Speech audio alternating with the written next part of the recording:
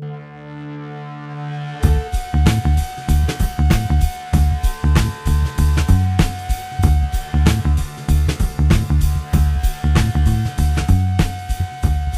everybody, to the Nightly News Podcast. This is Professor Paul Miller, and we are sitting here today with one of our guests that we've been looking forward to having on for quite a great deal of time, Professor and Lancaster Center Director Judith Dutill. Judith. Hello. It's such a pleasure to have you on the show. So today we're going to be talking about Judith's upcoming CPC Film Series presentation of 1984, a movie that has some unbelievable significance in our modern day. So Judith will chat with you a little bit more about, why you picked the film and maybe some more general things about, how you got into film in the first place. So we'll be looking forward to that. Also being joined by Nightly News reporter Leslie Heimbaugh. Leslie, welcome back to the show. Hello. You have such a wonderful radio voice, by the way. Thank you. Very good. So Leslie has been a part of the club for quite some time, and one of the things that she has taken the lead upon is not only being on the podcast, but writing review pieces about the CPC Film Series. So Leslie, you've been doing such a wonderful job with those. We did and had an amazing time at Harry Potter last term. Yes. And that was extremely insightful, and we had a nice crowd for that. Looking forward to doing some more promotion for 1984 and looking forward to being there. So It's my pleasure. I love doing it. Well, Judith, we're going to start off with a few just general questions, and then we'll get into 1984. What is it, or I don't want to assume, obviously you're a film buff if you're going to, get into this type of endeavor, but what was it that first got you into film? That's funny because my spouse would probably tell you that I don't watch any movies, but I do love documentary movies. And I do love to watch movies based on books that I've enjoyed. So I don't just relax by watching movies. I'm entertained by movies. So if I'm going to watch something, it's because I want to get something out of it. I would say that I agree to a certain point. I very rarely watch movies. Now, I do watch TV for enjoyment. I'm the type of person. Me too. I watch almost every day. I'll watch an episode or two of Seinfeld, and obviously, you're not saving the world watching Seinfeld, but right. it's such a wonderful show. I have a handful of shows that I watch. Very sad to see one of my favorite shows just wrap up. Suits, one of my favorite shows of all time, and they just had their last episode. But to your point, most of the movies that I watch, I do try to take something away. I do like and enjoy documentaries, but there is a place in my heart for the Coen brothers and the Tarantinos. Oh yeah, me too. Me too. Yeah, absolutely. That's movies are how I unwind. I don't want to ever say I put my brain in park, but I do forget about everything that's going on around me for a couple of hours, and just that's where I find great relaxation. And I ought to love to take something away from it. I think I'm with you. I get invested in stories, so Yes. I do like to put myself into something that is a story, and I suppose that is a way to check out. Well, so let me ask you, when you think back to your history with film, what was one of a film that you saw that gave you an aha moment that film really was art? And before you answer that question, I'll kind of walk you through mine. I remember when I was 18 years old, I'll never forget this. I went to see Fight Club. Ooh. And Fight Club was a movie that I walked out of that theater and said, I just experienced something out of the ordinary here, because obviously I think when people look back at Fight Club, I believe celebrating its 20th anniversary this year, they think about the violence aspect of it, but that's not really what the point of the whole movie was about. And when I walked out of there, honestly, I think I viewed the world differently after watching that film. So was there a film that you can think back to that kind of had that same relation to you? Yeah, I don't even have to think about it. It was The Wizard of Oz. And I think that it was the start of my life of looking at media as artifacts and my love of that type of archival research.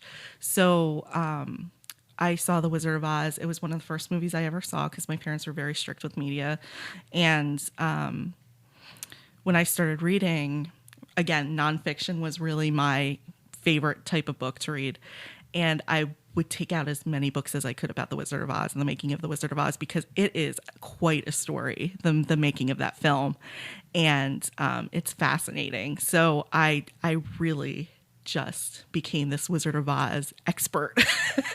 It's interesting that you say that because I want to say Thanksgiving or Christmas, they show it on TNT every year, and watched it last year. And then after, we were just kind of sitting around, and I was looking up just Wizard of Oz trivia. And to your points, it's unbelievable the amount of really horrible things that you find out about the movie. Can you just maybe update the audience on some of these? I'm sure everybody's seen Wizard of Oz. I don't think we're going to spoil anything.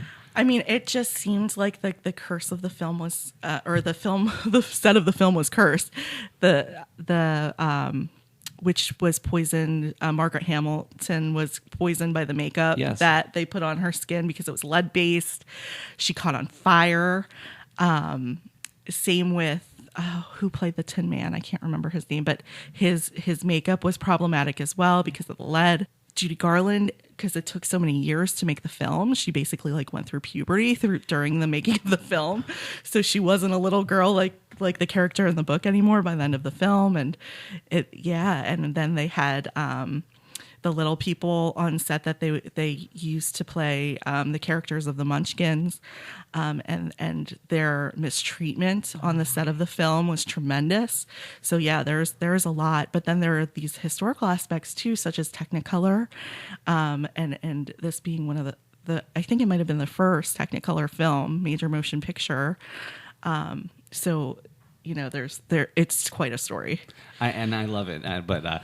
Wizard of Oz is one of those films that is obviously a classic, but it just kind of goes to show you the film industry at that time and the abuses that people had to go through to be a star. And I would argue that it's still sort of like that today. Now, obviously, there are unions and so I'm not saying that it's as horrible as it used to be, but that kind of set the tone. And that those kinds of abuses and mistreatments happen because those people, not your stars, but those people who are basically willing to do anything to get a role in a film. And maybe these production companies are taking shortcuts. Of course, I'm not going to go into it any deeper than that, but I was just fascinated when I was reading about Wizard of Oz and all the things going on. But well, that's really awesome. So let's kind of spend the rest of the podcast talking a little bit more about 1984. So George Orwell wrote 1984 back in 1948. Yes, that's when it was published. And the film did come out in the year 1984. So it was about 40 years, give or take, between when the book came out and the film. Was there ever any sense on why it took so long to get a film version of this, unbelievably classic book? Have you ever heard anything about that? I think there may have been an earlier film too, but it's not the one that we think of with the stars like John Hurt and the big major motion picture that 1984 was. I think that I think the year had something to do with it, that idea that this was the year that it was happening. Politically, we weren't really in the same kind of place that Orwell was imagining we might be in 1984.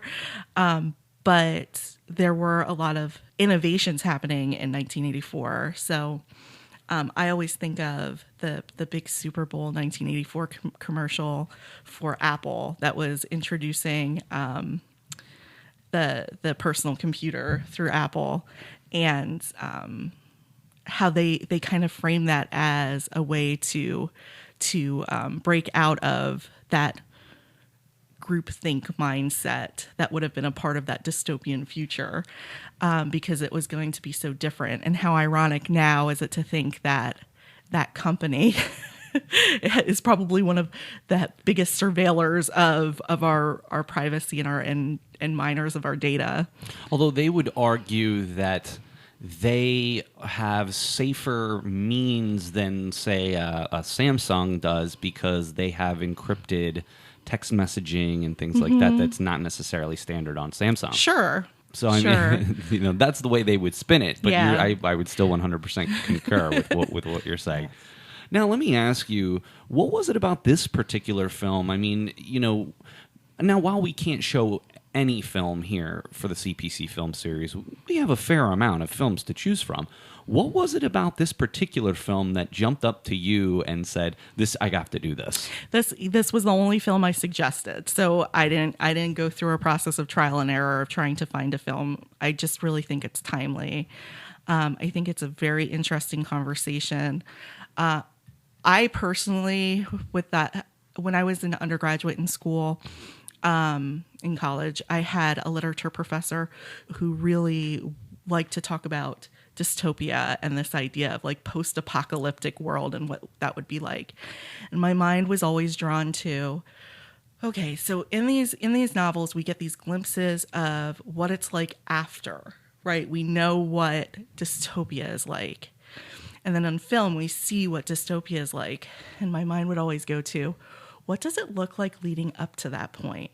Like, how do we get to that point that suddenly everything is gray and industrial and polluted and and we've given up all of our rights? And like, how do we get there? Now, I think that Orwell dipped into this because of like World War II, right? There was that strong possibility that this is where we were headed, into some sort of totalitarian state in the 40s. So maybe he felt like this is what it looks like when we're leading up to that point in time. So let's imagine what it looks like after, because that's a good fear tactic, right? We don't want to go there. And I can't help but wonder, and this is going to make me sound so pessimistic, but I promise I'm not. This is just an intellectual conversation. Is this what it looks like? It's entirely possible. Now, for those, obviously, I think it's safe to say most people are probably at least familiar with the concept of the movie. But can you just give just a brief overview of some of the plot details in the film/book? You did mention off air that the book and film are relatively similar. Yes. So if you can just kind of give a brief paragraph description of what the plot summary would be, that would be appreciated. So here are your Spark Notes on 1984. I would have called them Cliff's Notes when I was a student. We have our main character, Winston. Winston is a part of a middle class in a totalitarian society that is ruled by a political party that is called INGSOC, which is the English Socialist, I think it's Reform Party. And it is ruled by a leader that may or may not exist in reality, Big Brother. And Big Brother, I think we think of as like a spy or somebody who like surveils on us. That's the way we've come to know this idea. And in the film that we see this, and in the book we see this through like a heavy surveillance state. People are no longer entitled to their own opinions, their own thoughts. Everything is decided by Big Brother for you. And you are watched day in and day out through these two-way television screens. So when we see Big Brother in the film, he's kind of like the great and powerful Oz in a way. Like he is, he's on the screen. Pay no attention to the man behind the curtain. And we don't know if the man exists. That's part of the story, is that this could be a person or this could be a group of people who are engineering this leader. Now, let me ask, so very interestingly enough, we actually in my grad class just were talking about media, those critiquing the media back in the 1940s. And this is a big part of what some of that media discussion was at the time, is what is pop culture, who's dictating that pop culture to the masses. And a lot of critics at the time really just looked at people as sheep and just going along with what's presented to them. Maybe there's some elements of that? I mean, World War II was really ground zero for media studies because of the control that media had over people. There was a strong push to study, how did this happen? Why was this propaganda so effective? How did this one person rise to such power? We see this as the start of a lot of the research and literature that the field of media studies and communication is built on. I just studied the gratifications theory. Yes. And it tries to say that we decide the effect that the media has on us, but it is very, very dubious when you think of how the media leads us and how it helps us to decide what we believe constantly. So uses and gratifications is one theory, right? Yes. It's one lens, it's one perspective. And I think it's worthwhile to think, yes, you know what? I do select the media that I love. We just talked about, why did I pick this movie? What types of movies do I like? Why do I watch them? Those are choices that I make. Yeah. So there is something to uses and gratification, but there are other theories as well, like agenda setting, where we question who is deciding what we pay attention to. And if we're only presented with so much information and we just start to buy into that information as truth, and we don't question it, right? We are led to think in a particular way, and persuasion and media studies really interrogates that. Yeah. One of the things that I find interesting about this is, we certainly, and I'm sure you're going to make the point in your presentation, that we sort of are back in that.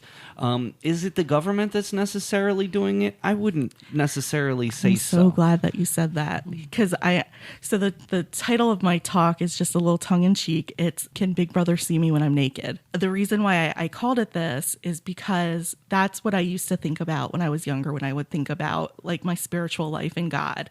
Like that was a question I asked when the concept of God was introduced to me. Can he see me all of the time?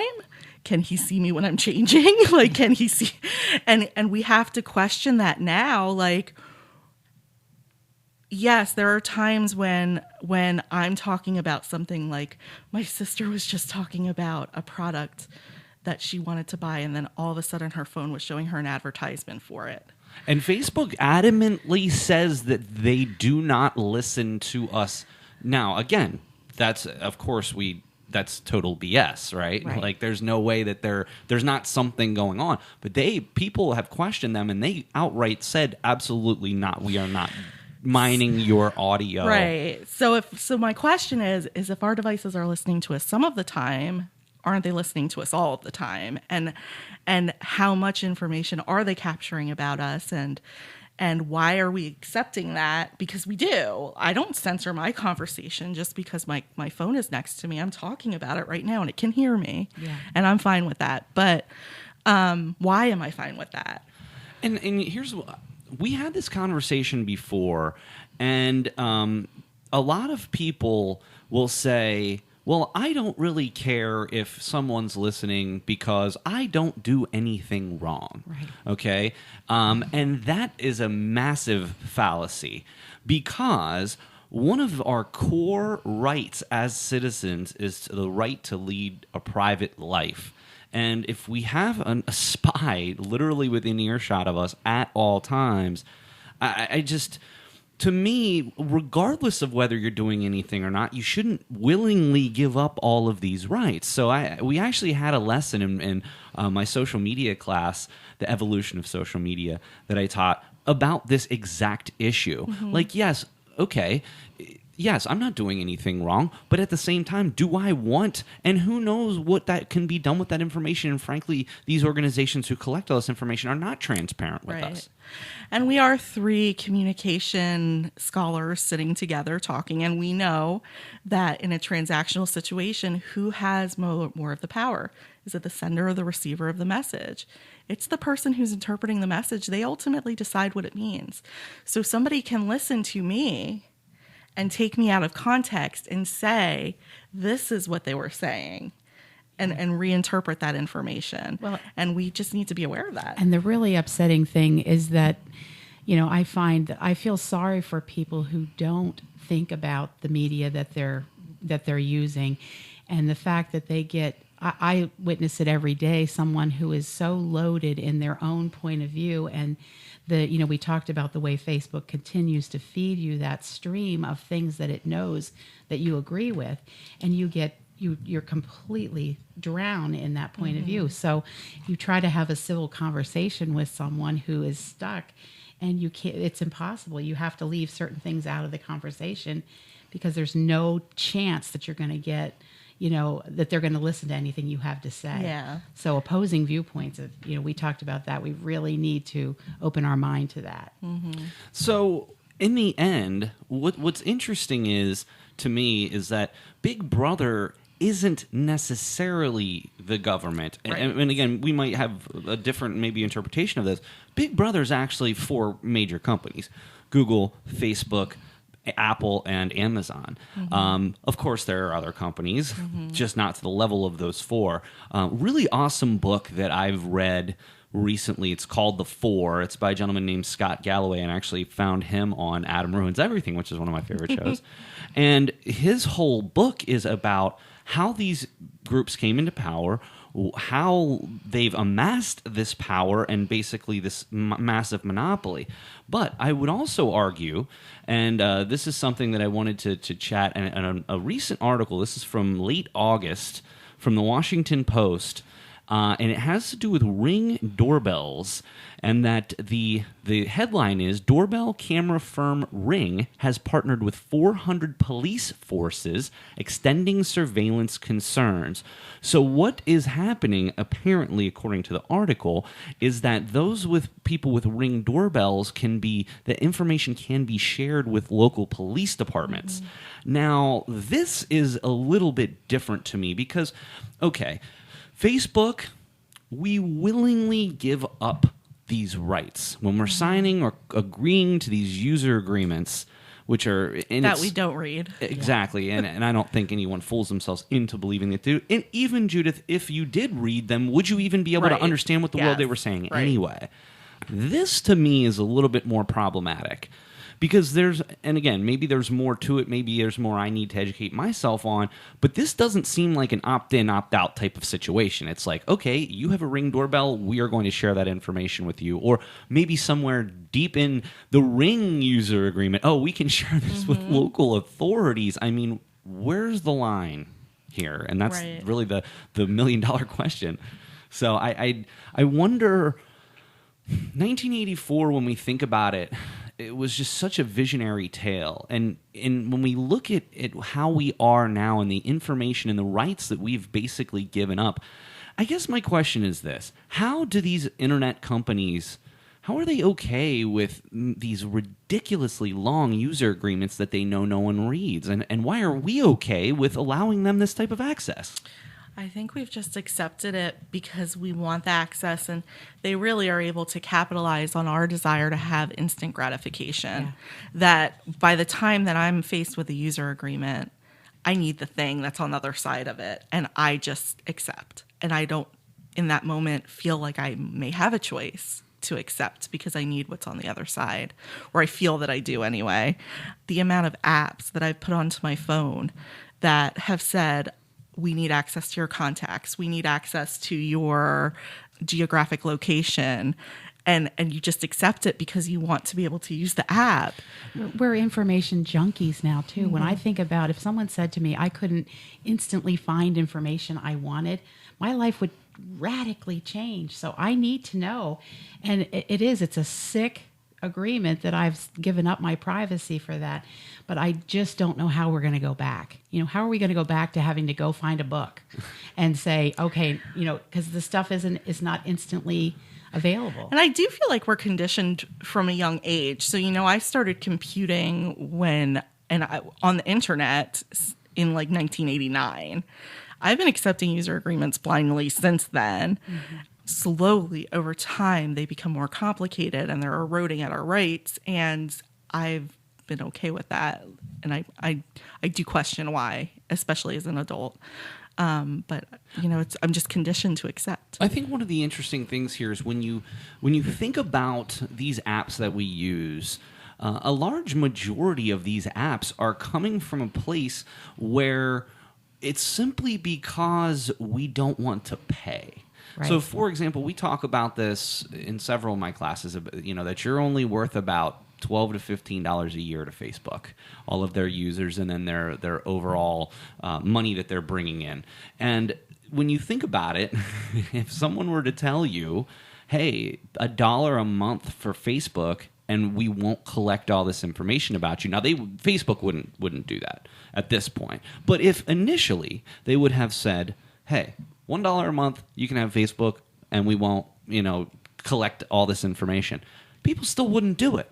And that's the issue to me, is when we went from a society who was willing to pay for news to a society that gets every piece of their news for free. Of course, outside of maybe if you watch local television news, there's a massive disconnect here. I mean, even just these paywalls behind like a Washington Post. Like, I would much rather just try to find it from somewhere else than pay the couple dollars a month for Washington Post online subscription.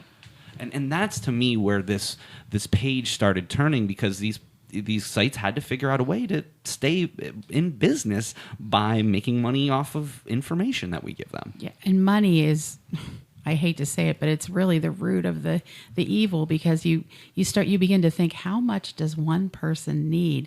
But information that they're gathering on us now, we have no idea how they're going to monetize that in the future, because there's, we're literally open books to people and the way they can figure out to take advantage of us. I think that's why we need to look at, if we're making this comparison of who is Big Brother, is it the government or is it this Big Four? I lean toward the Big Four because of that money aspect. And they certainly have a relationship with the government. Well, right, and that's a whole separate issue, is that these companies, because they're for profit and because they fall under government jurisdiction, can be compelled to turn over out of context information, to your point. It's not a completely new concept, though. So if I think back to when Paul and I were undergraduates, we learned about media conglomerates and how really only maybe a handful, I think it was 4 or 5 at the time, major corporations owned like 90% of media. So, television stations and newspapers and different periodicals were all under these conglomerate umbrellas. And to a certain extent they've been wildly disrupted by things like social media. So they're not as powerful as they used to be. There's still power there, but not as powerful. And it's this idea of media monopoly, though, is not completely new. It's just the data that is setting it apart. And their access to us. Before, to collect data, they would have to do things like Nielsen, like they would select a few representative people and monitor them, and they would say, okay, you represent the rest of the population, and you will get to make the decisions about what we do and do not have access to. Now it's everybody. Absolutely. Well, Judith, we really, really, really appreciate you coming down. So just so everybody knows, the CPC Film Series will be Friday, October 25th.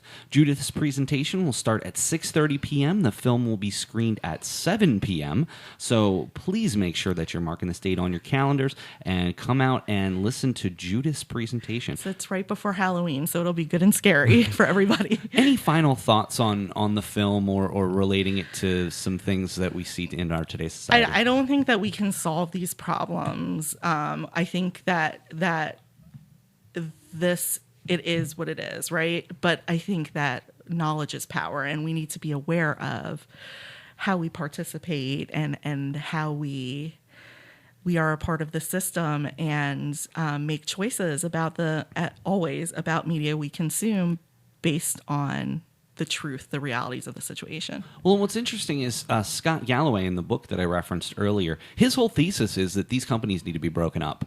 That one of the biggest issues and the reason that they need to be broken up is because when you have these large corporations, they stagnate any type of new innovation and squash it, which is basically what Facebook has done. Anytime there's a new innovation in social media, they adopt whatever it is. So like the stories, for example, Instagram, obviously we know Facebook owns Instagram, but like everything that's unique about these other sites, they're ripping off, and then they're putting this other company out of business. Or they're just buying it. Yes. And so that's his whole thesis in the whole book, is these 4 companies need to be broken up before it's too late. Right. And there are antitrust laws on the book, and the government's just looking the other direction. Right. And not even really addressing it as a serious problem that it is. So are we on the road to Big Brother? Like that's my question. If and my something talk. does not happen, yes, I would imagine that we are. We have to be like Greta and get mad. That's the only thing that's going to change it, is if we decide we aren't going to put up with it anymore. Interesting. Well, Judith, really, really appreciate it. I'm so glad that you finally got to get down to the podcast studio after, it's been 100 episodes, but we finally got you down here, and hopefully next time we'll have you down again very soon. Maybe chat about some other things. That'd be great. We definitely look forward to 1984. That'll be on Friday, October 25th at 6:30. Thank you. So, Leslie, as always, thank you so much for your hard work with the film series, and we'll look to 2020 to see what the film series brings us in the future. My pleasure, and I hope many of my fellow students will join us, because these discussions are really important to what's going on in the world, and I hate for them to miss them. And we will be recording it, and I'm hopeful to have Judith's presentation up that evening on our YouTube channel as well. Wonderful. And of course, Judith, thank you so much for taking the time out today to join the Nightly News. Thanks for having me. Of course. All right, well, that's going to wrap up another edition of the Nightly News podcast for CPC Film Series correspondent Leslie Heimbaugh, and for Professor and Lancaster Center Director Judith Dutill. This is Professor Paul Miller, and we'll catch you next time on the Nightly News podcast. This is Tom Davis. Thank you for listening to the Nightly News Podcast.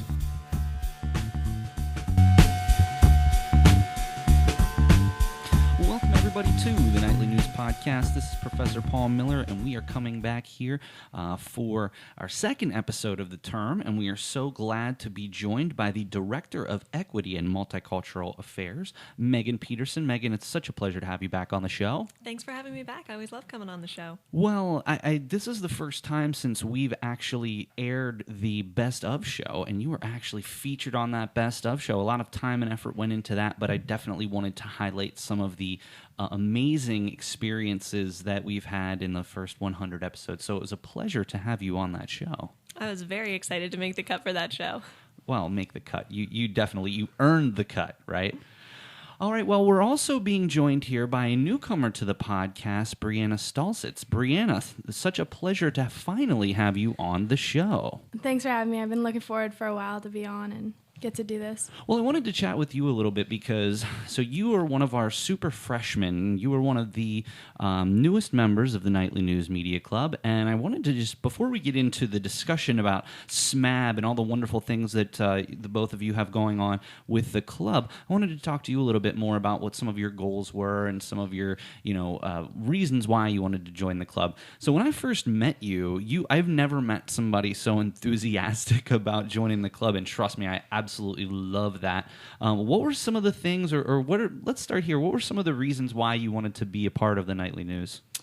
My biggest thing was I'm a communications major, so I wanted to get to work with some of the other students, kind of see what it's like to really do some of the articles and understand this is what goes into a blog and this is how you write the article. And it really helped me with my media class so that I could do better in those articles and get higher grades on those. So it really wanted to help me form into the writer I could become, and that really pushed me to do better on my articles in class and then for the blog and stuff. Well, to be perfectly honest, and you'll hear me say this when you have me for class, but really for us as communicators, writing and writing ability is probably the most important thing. We can do all of these other things and be on podcasts and everything else, but it all centers with writing and your writing ability. So, and you last term had the opportunity to publish your first story, which we absolutely appreciate, and we look forward to many more stories coming from you soon. So what are some of your goals that you have when you think, 3 or 4 years down the line when you're done here at Central Penn College? What are some of your goals and some of your desires in your career?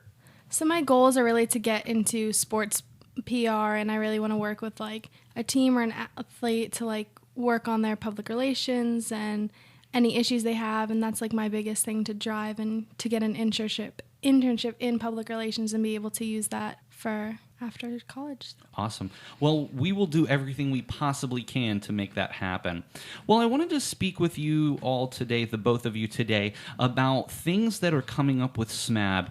Specifically, I wanted to bring up the mural project, which you are currently in the process of taking, I don't want to say applications, but taking submissions for this mural project. So let's start off at the top. Where did you come up, Megan, with this idea for this project?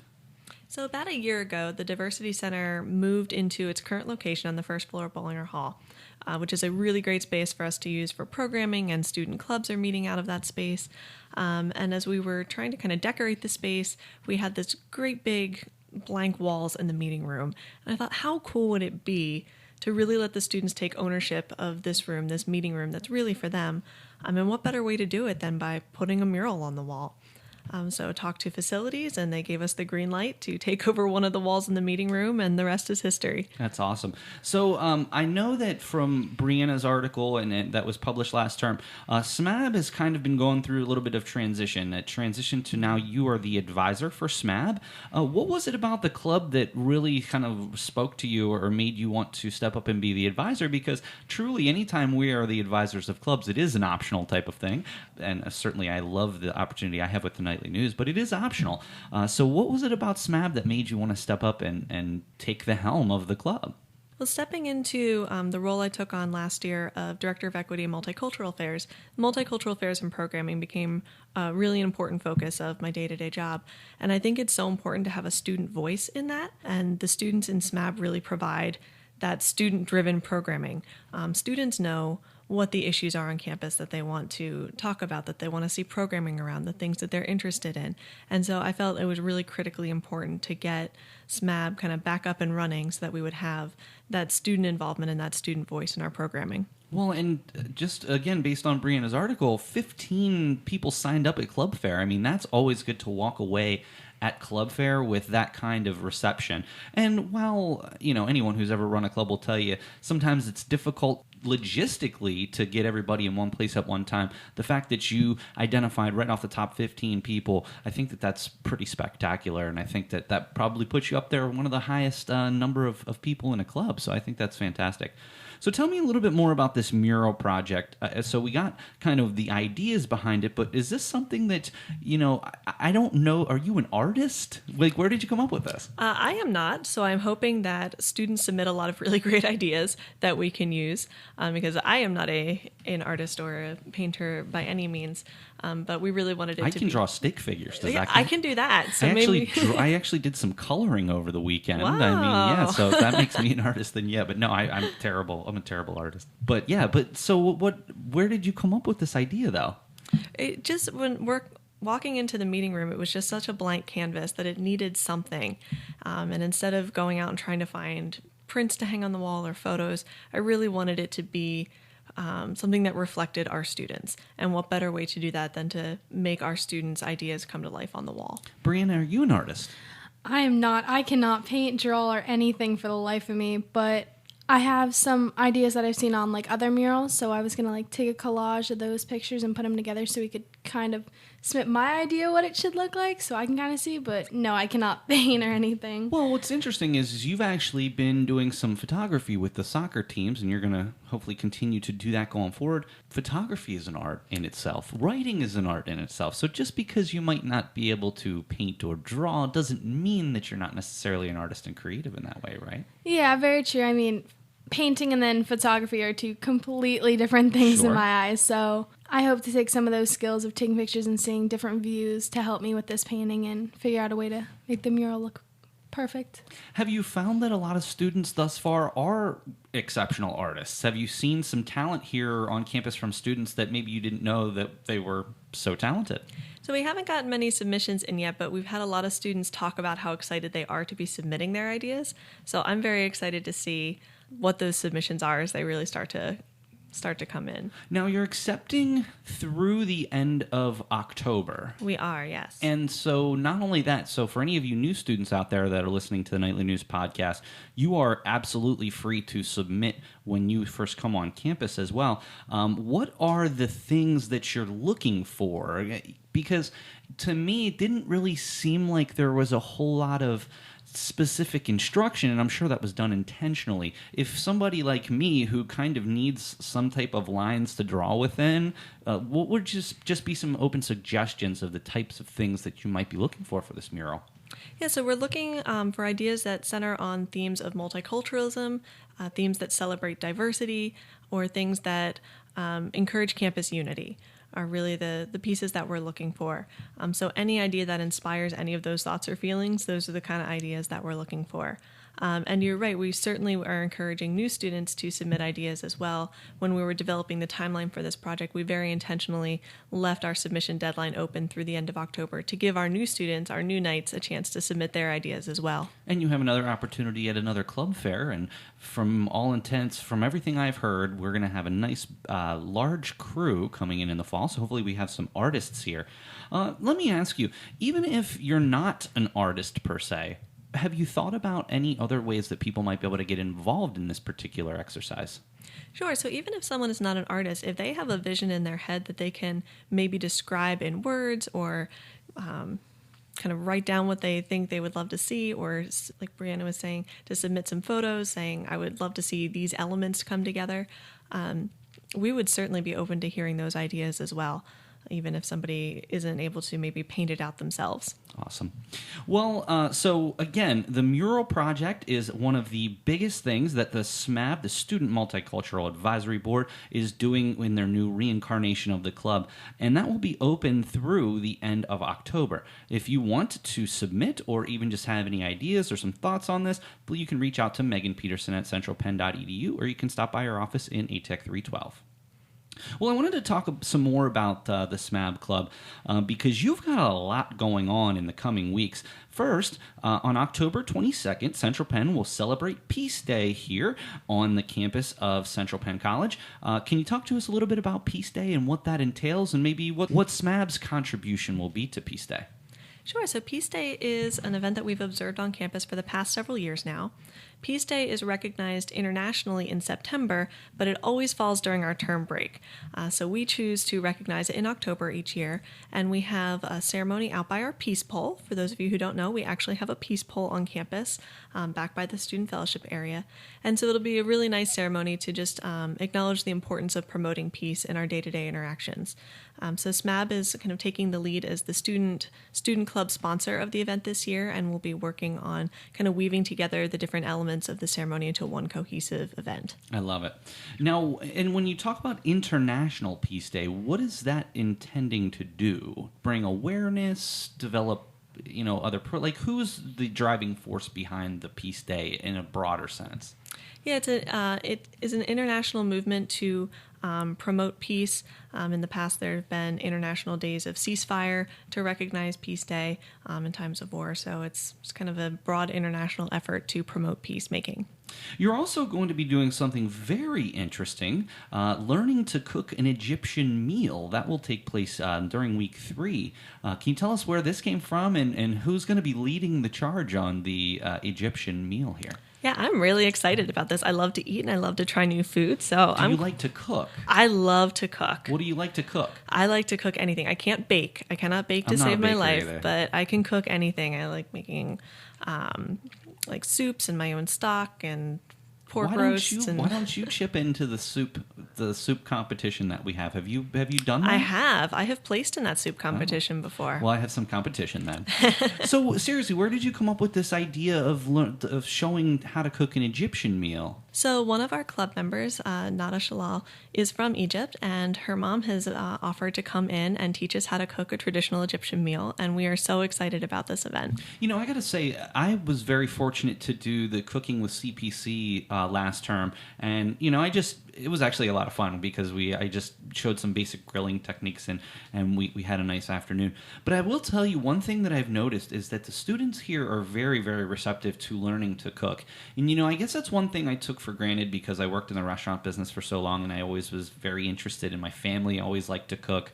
I love the fact that the students are actually interested in learning how to cook because, frankly, it is a skill. And if you don't really learn, we don't just want to eat ramen and ham and cheese sandwiches all the time.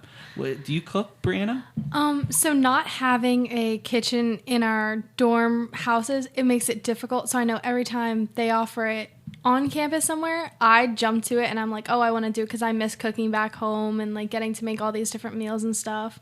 But that you can use the MPR anytime you like. There's a nice big kitchen in there, much bigger than my kitchen. Yeah, I like it. I've gone to the MPR a few times. I know we're going to do some like dorm activities where like our house is going to go make cookies or something. I so think like that's such a great idea. Even just, honestly, like even if everybody would just throw in $5 and go to the store and grab a bunch of food, you can make dinner for yourself and have leftovers. You know what I mean? It's so, it really helps because trust me, I was a college student before. I know how it is in terms of the availability that you have and from the hours to the amount of money that you have. And sometimes it can get a little dicey around the end of the term. So if everyone can just throw in a couple bucks, you can make a lot of food. Yeah, and I mean, having that and then just wanting to have something different at the end of the term and try new stuff and everyone having a fun afternoon and night of just cooking and then eating and then hanging out as like a whole family, basically. Camaraderie goes a long way. Yeah. So I'm really excited about this, learning to cook Egyptian food. That'll take place during week 3. Megan, you also mentioned that you are having a special holiday event coming up at some point in December. Can you share with us a little bit more about that? We are. So in December, we will be doing a gingerbread house making event that will also be a Holidays Around the World event. So students can come and make a really fun gingerbread house. We'll be weaving some fun learning pieces in there about our identity and how we relate to each other, but also learning about different holidays and how they're celebrated around the world. Something, I've never built a gingerbread house, but it seems like a lot of fun, I got to tell you. We'll stop by the event. You can build one. Of course I will. So I think that this is really awesome, Megan. I have to give you a ton of credit here because you sort of resurrected this club. There were some things that happened in terms of leadership, but you stepped up to the plate, and now you've got a great crew of people, and you've got a lot of amazing events coming up. I think that this is awesome, and I'm hoping that you can keep up with, maybe Brianna can write some stories about what's going on with SMAB. I'm so happy that this is going on, and you sound like that you're keeping pretty busy. Where are you coming up with the thoughts behind these events? Is it sort of club driven, or maybe more these are some things that SMAB's done in the past? It's really club driven right now. When we have our meetings, we talk about what do we want to see programming-wise coming up, and it's really been a collaborative effort of the students that are currently involved in the club. Most of the events are not events that were previous SMAP events, so they're new programming that we're creating, and we're really excited about it. We've got a group that's very enthusiastic, and that's great. We want to keep that momentum going. You can't teach enthusiasm. Brianna, what was it about SMAB? I mean, obviously you're a part of the Nightly News and SMAB, and I know you're in a few other clubs. What was it about SMAB, though, when you first got to campus that said, hey, this is a club I really want to be involved with? I kind of was just taking a walk through club like day and seeing all the different events that people were planning and stuff. And then I walked by SMAB and I was like, oh, this is a great opportunity. Like in my high school, I was in diversity club and I really got some ideas from that and I helped in with that. And that was one of the clubs I really liked in high school. So coming here and having something like it was perfect and the best thing to do. And I thought it would be a great opportunity. And then meeting the people in the club really made it stick for me and hone in. Well, I got to tell you, you are doing everything right. Coming up here, getting involved, taking advantage of opportunities, because that's the one thing that Central Penn, to me, really makes a difference with students because of the amount of opportunities that they have. But, I always tell students the same thing. It's just an opportunity, and it's only an opportunity until you take advantage of it. And if you don't take advantage of these opportunities, you're really missing out. So I think certainly you're doing a wonderful job keeping up with your unbelievably busy schedule.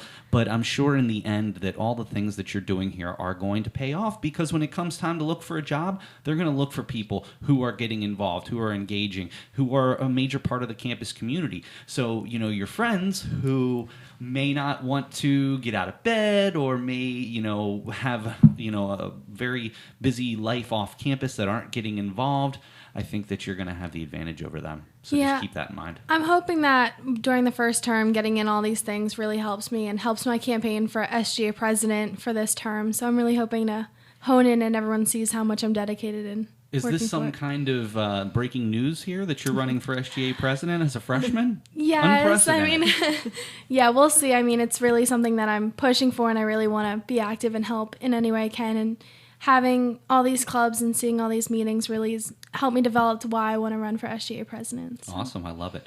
Well, that's going to be close to the end of the podcast here, but I do want to just recap some of the things that you guys want to make sure you're keeping in mind. First, if you are any type of artist whatsoever, please consider submitting something for the mural project that has to do with multicultural or diversity initiatives that you have in your mind. That will be open until the end of October. You can email Megan Peterson at centralpenn.edu or stop by her office campus in ATEC 312.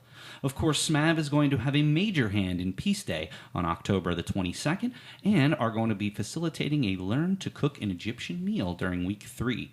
And then, of course, near the holidays, the Gingerbread House Making Workshop, Holidays Around the World. So it certainly sounds like the both of you and the rest of the SMAB Club are keeping extremely busy and giving a lot of really cool opportunities to our students here on campus.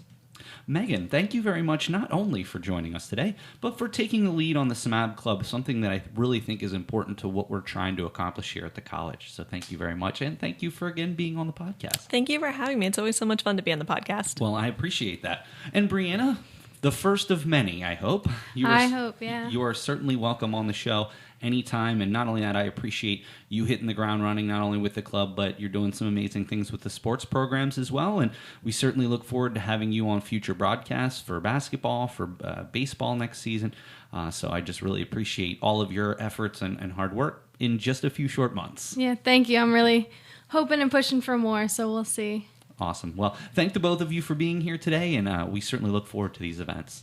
All right, that's it for another episode of the Nightly News Podcast. For Brianna Stolzitz and for Megan Peterson, this is Professor Paul Miller, and we'll see you next time on the Nightly News Podcast.